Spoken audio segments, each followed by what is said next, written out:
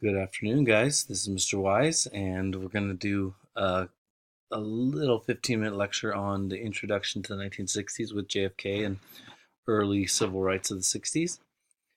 So in 1960, we had Richard Nixon nominated by the Republicans because of his record as far as, remember, he was Eisenhower's vice president for 2 terms, active vice president. He took part in those kitchen debates.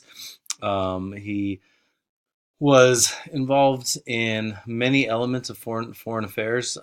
Perhaps one of the most active vice presidents in American history. Came with a good track record there. Remember, he was the one who came. Nixon was the one who actually made a name for himself as an anti-communist. So, and what was the Alger Hiss case? Yes. And then, of course, from the Democrats, you have JFK. He chose Lyndon Johnson, of course, with his assassination, which I'm sure is not a spoiler alert. Johnson is going to become president, and he was chosen as the running mate. And again, Kennedy being a kind of a Easterner, Johnson being a Southerner, they kind of balance each other out on the ticket, president and vice president. So in Kennedy's acceptance speech, he talked about the new frontier, America's potential greatness. A few other things with Kennedy, having being young, having a beautiful wife, and just kind of the mystique. They called it the Kennedy mystique, guys. They referred to his presidency sometimes as Camelot because of not just this new frontier speech, but many of Kennedy's speeches implied the promise of young America and the promise that he would lead us in a direction. And many speak of that effect that Kennedy had, even though, of course, he was only president for 3 years. But that certainly that promise played a big role into his legacy. Again, both candidates were strongly anti-communist. Remember, we talked about that vital center in a previous lecture. Kennedy's Catholicism, however, was an issue.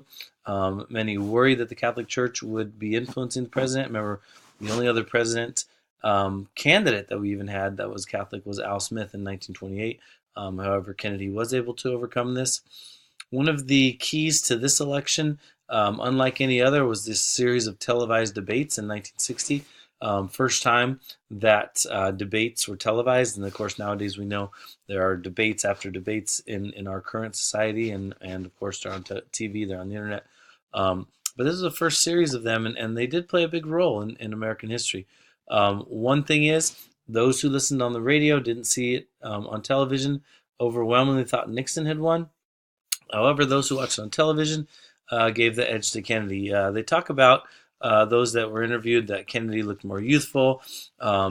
This was, kind of the first time politicians and others had been on television. So, there was issues, they said, with Nixon's makeup. It made him look pale and washed out and tired, even though, these guys really weren't too much different in age.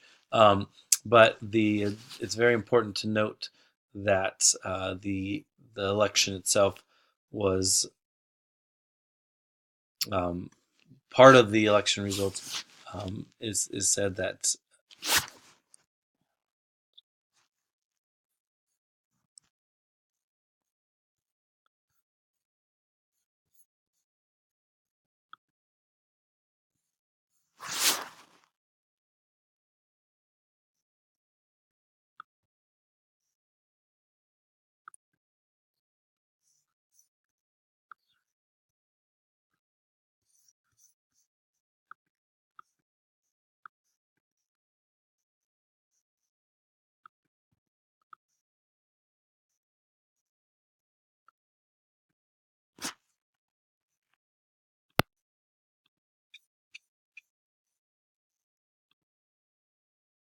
okay. Sorry about that, guys. I had a little hiccup. I just want to make sure that I was recording, and it turns out that I was. So, 1960 presidential election, first election in which television played a significant role. Yeah, we talked about that.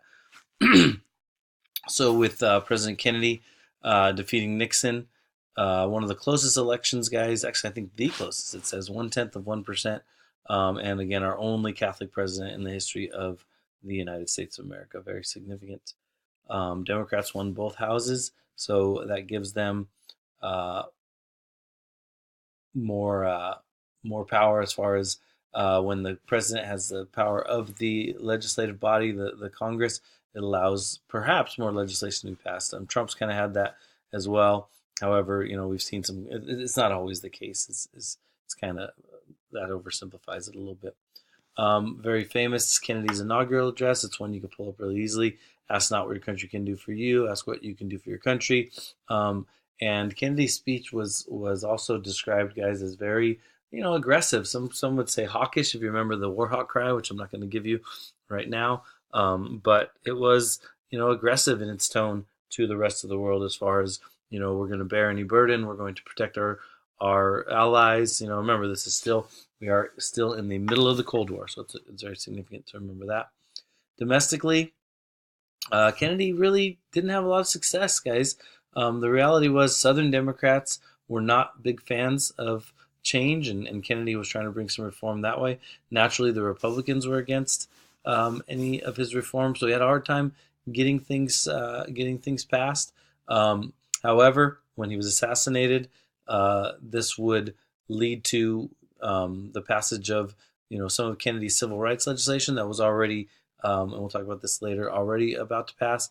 But we'll talk about Johnson's style in a different 15-minute lecture, how he browbeat many and how his relationship in Congress played a big role.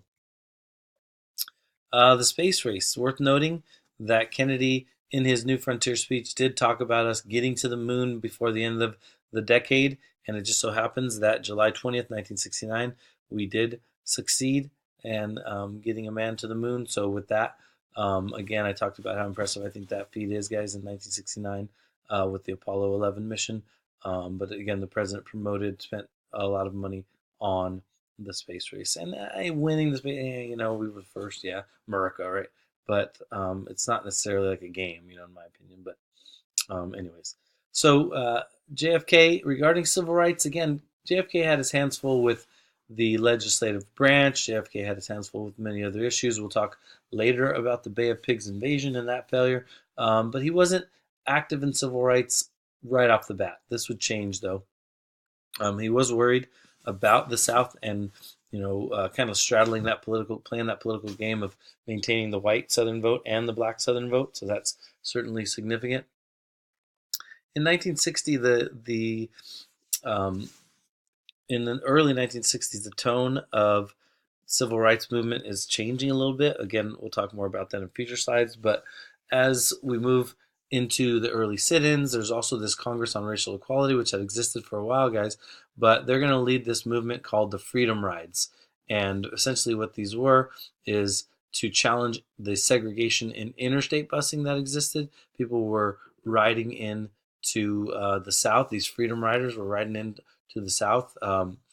Many of them were arrested by police and state troopers and National Guard in the southern states. Many were severely beaten by the KKK. A lot of these buses were bombed. The buses were stopped. Everybody was pulled off the buses and beaten. We'll see some pictures of that here in a second. However, the Freedom Riders didn't back down. They continued to send ride buses into the Deep South. So here we see some of the routes of the Freedom Riders, the waves that went. And here we'll see some pictures of the buses being bombed. There's John L. Lewis, who is a current congressman of the United States and leading the charge as far as many civil rights issues even to this day. James Werg as well. And then we see another picture of James Werg and how badly beaten he was. Attorney General, this would be Bobby Kennedy, was petitioned the ICC to issue a ruling against this. So the Freedom Riders did have success. He also sent 400 marshals to protect the Freedom Riders as they continued throughout the summer. Interstate Commerce Commission did make this announcement in September. So a first really major federal victory for civil rights, guys, with the Freedom Riders and the desegregation of the buses. James Meredith, a veteran, demanded to be enrolled in the University of Mississippi. Remember, desegregation of the colleges had started in the 1950s.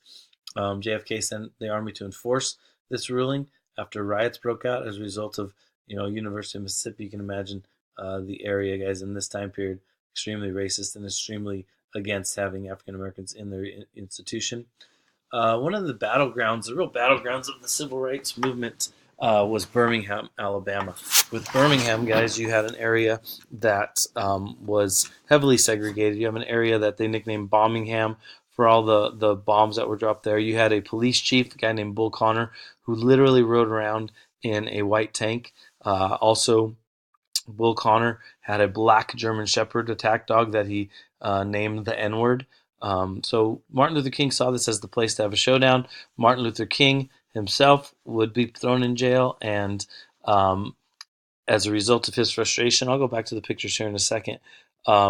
When he was thrown in jail, he wrote what's called the Letter from Birmingham Jail, and basically this shows his frustration. Even Martin Luther King himself, and this notion that the white community is asking us to wait, and even Martin Luther King is getting impatient with this, and that's what a part of what the Letter from Birmingham Jail indicates. But a very, very powerful letter. After this letter, what we're going to see, guys, is an event known as the Children's March, where Martin Luther King did not advocate for this. That's kind of a rumor that is untrue. But what the children did, because their parents oftentimes were unable to engage, not oftentimes, were simply unable to engage because of the situation in Birmingham. The kids started, I think it was, in the small hundreds the first day, and by the third or fourth day of the Children's March, there was thousands of kids leaving school and marching in Birmingham.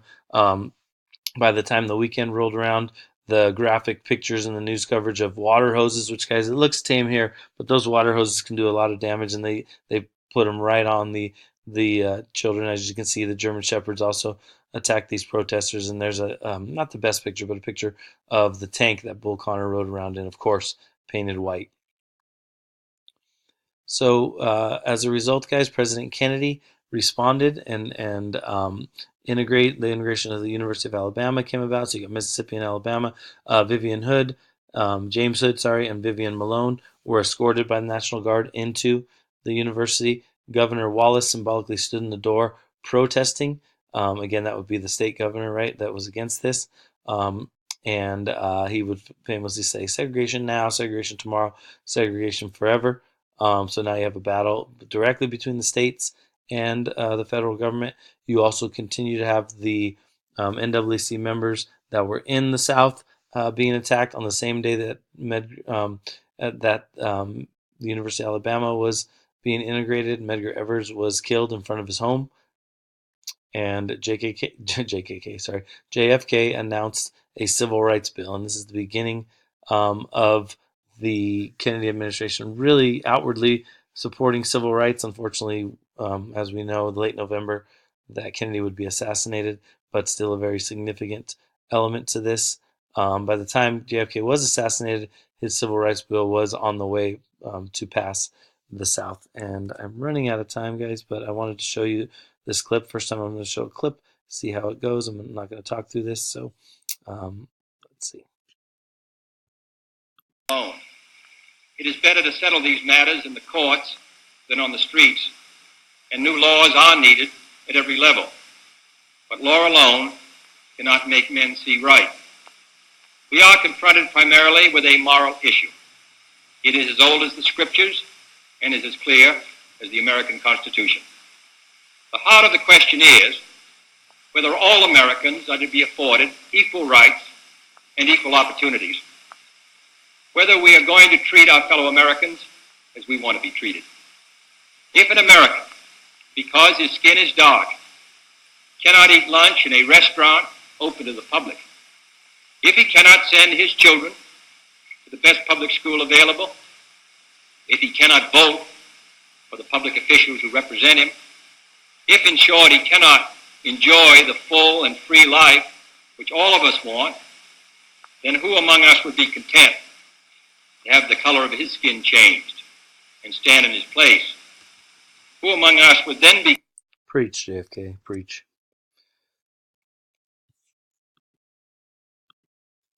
All right, guys, so I am rapidly running out of time, but there are a few slides that I need to get to. Let's see. Okay, so we talked about that. Yes, there's the speech, and I would encourage you to watch the whole thing. Here you see JFK with civil rights leaders, MLK, A. Philip Randolph, and others. And of course, there's the March on Washington. I did want to show you guys the Martin Luther King speech, but you can pull that up. I'd highly recommend watching that one. There's a 5-minute version and a 15-minute version. The 5-minute version is good enough. Have a good one. We'll be on the Cold War next.